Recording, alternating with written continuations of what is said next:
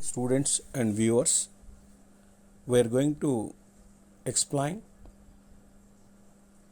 or share the important topic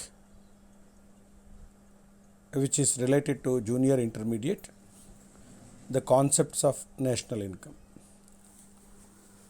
National income concept is related to macroeconomics. It helps us to know the progress and performance of the economy. National income explains the direct relationship between the gross domestic product of a country and general welfare of the people. The national income data used by the government, businessmen in formulating policies, planning, new investment expenditure. National income is the total value of all the goods and services produced in the country during a given period of time. Definitions. The two definitions are very important related to national income. The labor and capital of a country acting on its natural resources produced annually a certain net aggregates, commodities, material, immaterial, including services of all kinds. This is the net annual income or revenue of a country. A.C. Pigu's definition. National income is that part of the objective income of the community, including, of course, national income derived from abroad, which can be measured in money. There are 7 concepts of national income. Gross national product at market prices, gross domestic product at market prices, net national income, net national product at market prices, net national product at factor cost, personal consumption, disposable income, per capita income. These are the 7 concepts of the national income.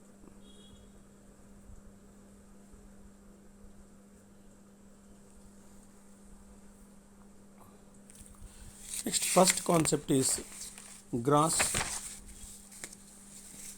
national product at market prices.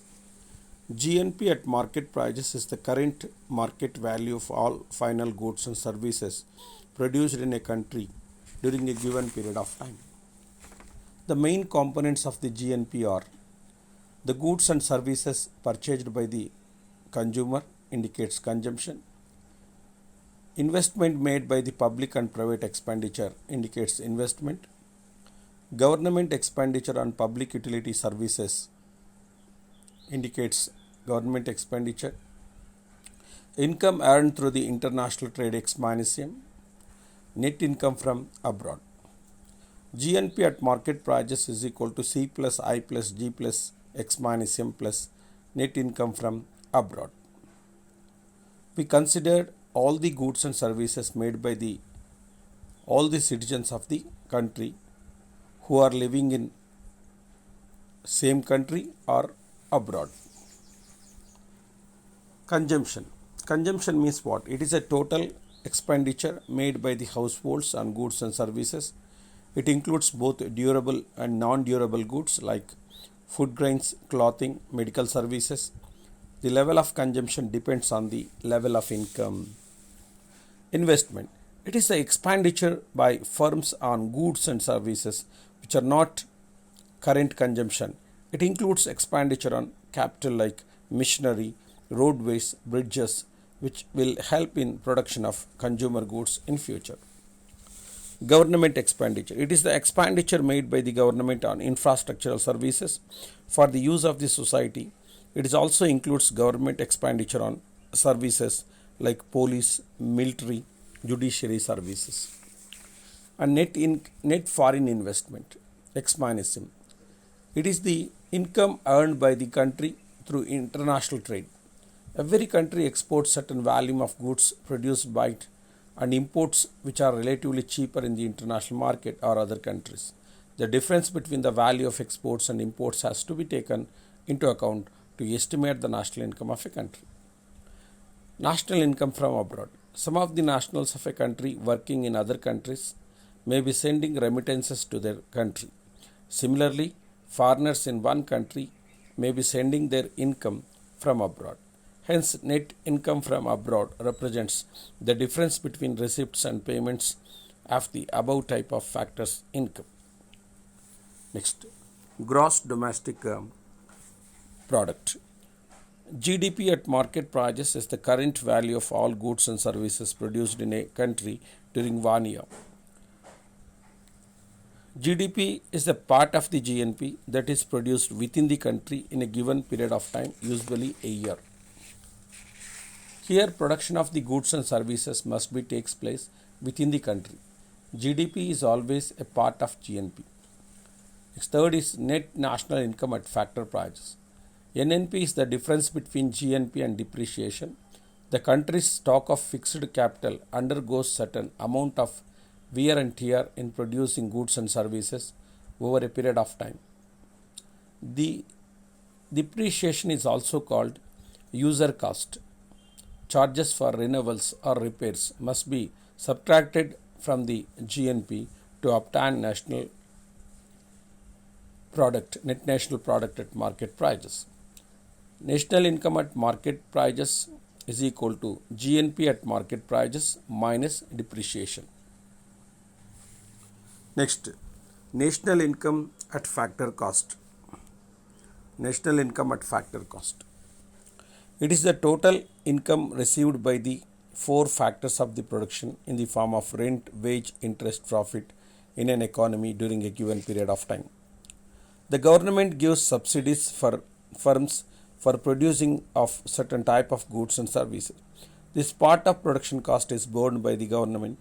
Therefore, this volume of subsidies has to be added to the national income.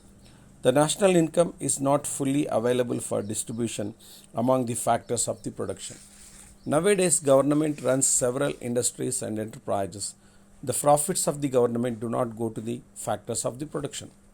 NNP at factor cost is equal to NNP at market prices plus subsidies minus indirect taxes minus profits of government owned firms. Next, personal income. So personal income means it is the total income received by all persons or households in a country during a given period of time. The whole national income earned by the factors is not available for them. Corporate taxes has to be paid by the firms before distributing them to shareholders. Similarly, the firms may be preferred to keep a part of its profits for expansion. This part of the profits will not be distributed to its shareholders. Salaried employees make contributions for social security programs that's called Provident Fund (LIC).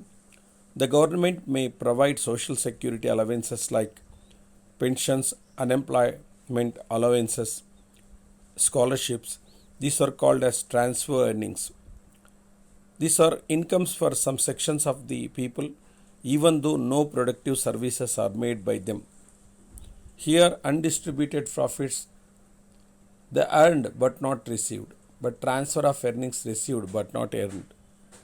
Personal income is equal to national income at factor cost minus undistributed profits minus corporate taxes minus social security contributions plus transfer earnings. Next, disposable income. Disposable income is the part of the personal income which is left with the individual after payment of all direct taxes like income tax, property tax.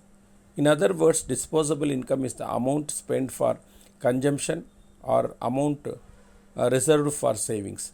Generally, disposable income is either spent for consumption or for savings. Disposable income is equal to personal income minus personal taxes or consumption plus saving. Per capita income. So, per capita income is the average income of an individual in a country. It is calculated by dividing the national income by population of the country. This concept is a good indicator of the average standard of living in a country. The standard of living of the people in a country increases with increase in per capita income. So, per capita income is equal to national income by population. So some of the terms which are used in the concepts, please observe carefully. So market prices, factor prices, constant prices, current prices. So what is the real meaning? So I had to observe in understanding the concepts of national income. Thank you.